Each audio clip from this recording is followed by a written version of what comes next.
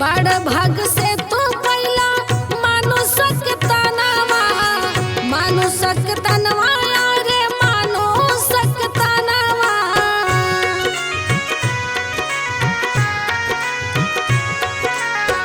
निमन बनावा शिष्या अपन करमवा, अपन करमवा शिष्या अपन करमवा।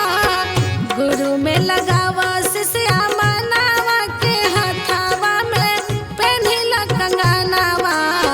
शिव गुरु के धइला धयानवा के हथवा में पेन्हिला कंगनवा।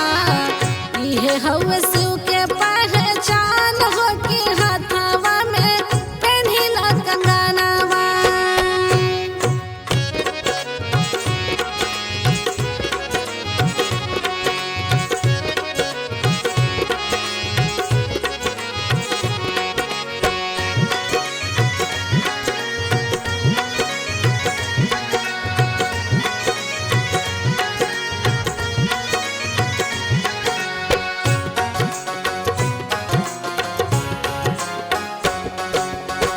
एहू रे कंगनवा में बड़ी बट गुनावा, बड़ी बट गुनावा यार बड़ी बट गुनावा।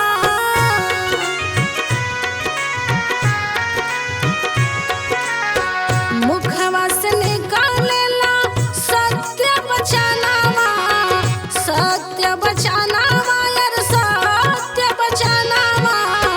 पूरा होला सोचला सपनावा के हथवा में पेन्हिला कंगनवा।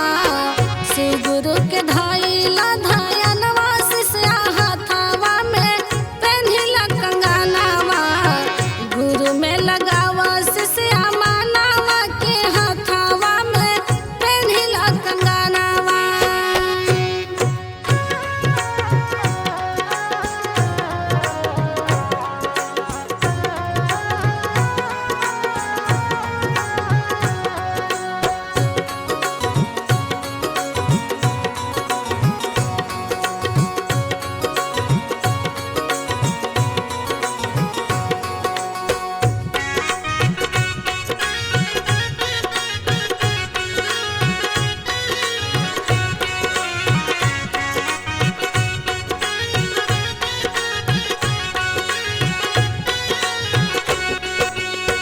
चार ही दिनवा के बट जिंदगानिया, बट जिंदगानिया यार बट जिंदगानिया।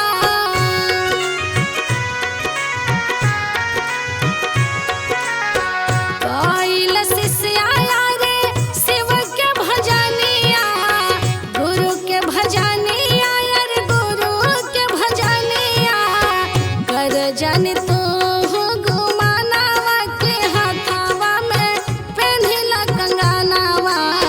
शिव गुरु के धइला धयानवा के हथवा में पेन्हिला कंगनवा। गुरु में लगावा शिष्या मनावा के हथवा में पेन्हिला कंगनवा।